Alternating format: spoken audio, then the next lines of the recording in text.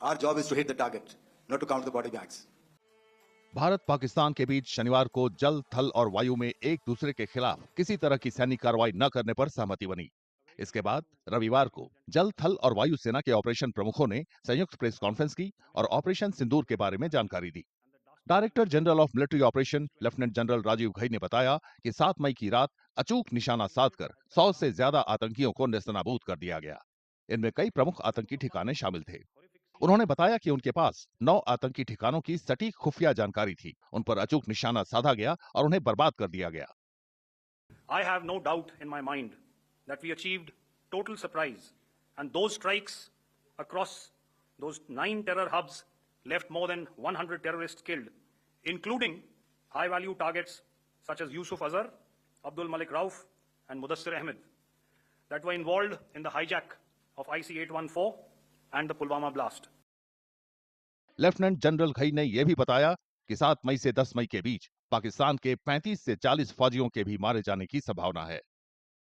I mentioned 35 to 40 on the line of control, and please remember that once Operation Sindoor was launched, the responses of the Pakistan Army were also on Indian Army or the Indian Armed Forces infrastructure.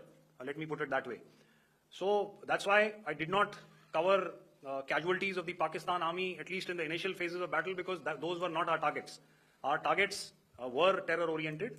Director general of air operation air marshal A.K. Bharti ने operation सिंदूर के दौरान वायुसेना की भूमिका के बारे में जानकारी दी। उन्होंने बताया कि भारत की वायु रक्षा प्रणाली ने पाकिस्तान के हवाई हमलों को सफलतापूर्वक नाकाम कर दिया।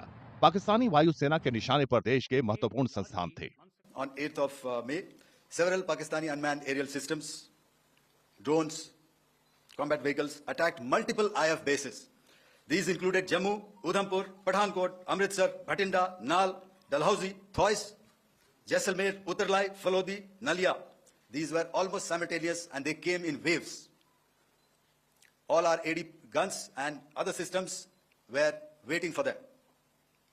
All these waves were neutralized by our trained crew using the air defense systems that they have. इसी तरह director of naval operation vice admiral A.N. Pramod ने नौसैनिक कार्रवाई की जानकारी दी। उन्होंने कहा कि सटीक संयुक्त कार्रवाई से पाकिस्तान को विवश होकर फौरन आपसी सहमति के लिए पहल करनी पड़ी। Along with the kinetic actions by the Indian Army and Indian Air Force, the overwhelming operational edge of Indian Navy at sea contributed towards Pakistan's urgent request for a ceasefire yesterday.